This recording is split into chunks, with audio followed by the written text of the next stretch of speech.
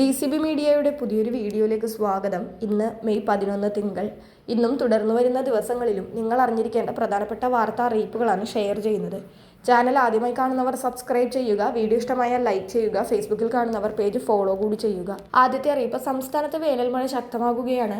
ഒറ്റപ്പെട്ടയിടങ്ങളിൽ ഇടിമിന്നലോട് കൂടിയ മഴയ്ക്കും മണിക്കൂറിൽ 40 കിലോമീറ്റർ വരെ വേഗതയിൽ ശക്തമായ കാറ്റിനും സാധ്യതയുണ്ടെന്ന് കേന്ദ്ര കാലാവസ്ഥാ വകുപ്പ് അറിയിച്ചു. ഇന്ന് 3 ജില്ലകളിൽ യെല്ലോ അലർട്ടുണ്ട്. കൊല്ലം, പത്തനംതിട്ട, ആലപ്പുഴ ജില്ലകളിലാണ് മഴ മുന്നറിയിപ്പുള്ളത്. ബംഗാൾ ഉൾക്കടലിൽ ന്യൂനമർദ്ദ സാധ്യതയുള്ളതായി കാലാവസ്ഥാ വകുപ്പ് അറിയിച്ചിട്ടുണ്ട്.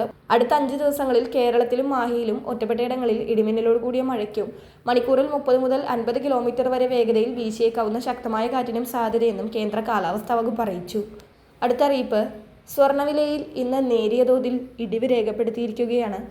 ഇന്ന് ഗ്രാമിന് 20 രൂപയും പവന് 160 രൂപയുമാണ് കുറഞ്ഞിരിക്കുന്നത്. 22 ക്യാരറ്റ് 1 പവൻ സ്വർണത്തിന് 1,11,560 രൂപയാണ് ഇന്നത്തെ വില. ഗ്രാമിന് 13,945 രൂപയും. അടുത്ത അറിയിപ്പ്, പശ്ചിമേഷ്യൻ സംഘർഷം രൂക്ഷമായ സാഹചര്യത്തിൽ രാജ്യം കടുത്ത പ്രതിസന്ധിയിലെന്ന് സൂചന നൽകിയിരിക്കുകയാണ് പ്രധാനമന്ത്രി. ഇപ്പോഴത്തെ സാഹചര്യത്തിൽ കർശന നിയന്ത്രണം പാലിക്കണമെന്ന് പ്രധാനമന്ത്രി നരേന്ദ്രമോദി ജനങ്ങളോട് അഭ്യർത്ഥിച്ചിട്ടുണ്ട്.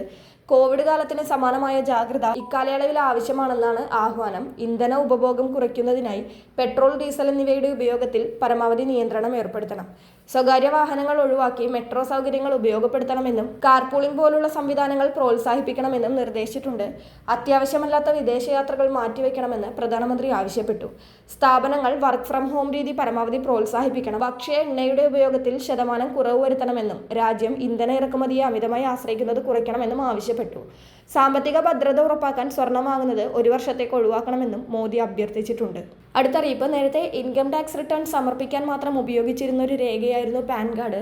എന്നാൽ ഇന്ന് പാൻ കാർഡ് ഇന്ത്യയിലെ പ്രധാന സാമ്പത്തിക തിരിച്ചറിയൽ രേഖകളിലൊന്നായി മാറിയിരിക്കുകയാണ്. അതിനാൽ തന്നെ സാമ്പത്തിക ഇടപാടുകളിൽ കൂടുതൽ സുതാര്യത ഉറപ്പാക്കാനും നികുതി വെട്ടിപ്പ് തടയാനുമായി കേന്ദ്ര സർക്കാർ നിയമങ്ങൾ കൂടുതൽ കർശനമാക്കിയിട്ടുണ്ട്. ആദായ നികുതി ചട്ടങ്ങളിലെ റൂൾ 114B പ്രകാരം ചില ഉയർന്ന മൂല്യമുള്ള ഇടപാടുകൾക്ക് പാൻ വിവരങ്ങൾ നൽകുന്നത് നിർബന്ധമാക്കിയിട്ടുണ്ട്.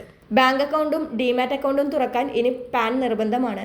അതോടൊപ്പം ഹോം ലോൺ, വ്യക്തിഗത വായ്പ, കാർ ലോൺ, ക്രെഡിറ്റ് കാർഡ് തുടങ്ങിയ ഏത് സാമ്പത്തിക സേവനത്തിനും അപേക്ഷിക്കുമ്പോഴും പാൻ വിവരങ്ങൾ വേണം. ഒറ്റ ഇടപാടിൽ 2 ലക്ഷം രൂപയ്ക്ക് മുകളിലുള്ള പർച്ചേസിനും മറ്റും പാൻ നിർബന്ധമാണ്. ഹോട്ടലുകളിലോ റെസ്റ്റോറൻറ്റുകളിലോ 50,000 രൂപയ്ക്ക് മുകളിലുള്ള ക്യാഷ് പേയ്മെന്റുകൾ നടത്തിയാൽ പാൻ വിവരങ്ങൾ നൽകണം.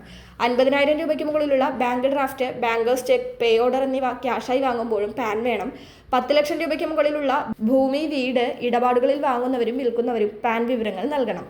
1 ലക്ഷം രൂപയ്ക്ക് മുകളിലുള്ള അൺലിസ്റ്റഡ് ഷെയറുകളുടെ വാങ്ങലിനും വിൽപ്പനയ്ക്കും പാൻ നിർബന്ധമാക്കിയിട്ടുണ്ട്. അതോടൊപ്പം 2026 ഏപ്രിൽ 1 മുതൽ ആധാർ മാത്രം ഉപയോഗിച്ച് പാൻ കാർഡിന് ഇനി അപേക്ഷിക്കാൻ സാധിക്കില്ല. ജനനത്തീയതി തെളിയിക്കുന്ന പ്രത്യേക രേഖ കൂടി സമർപ്പിക്കണം.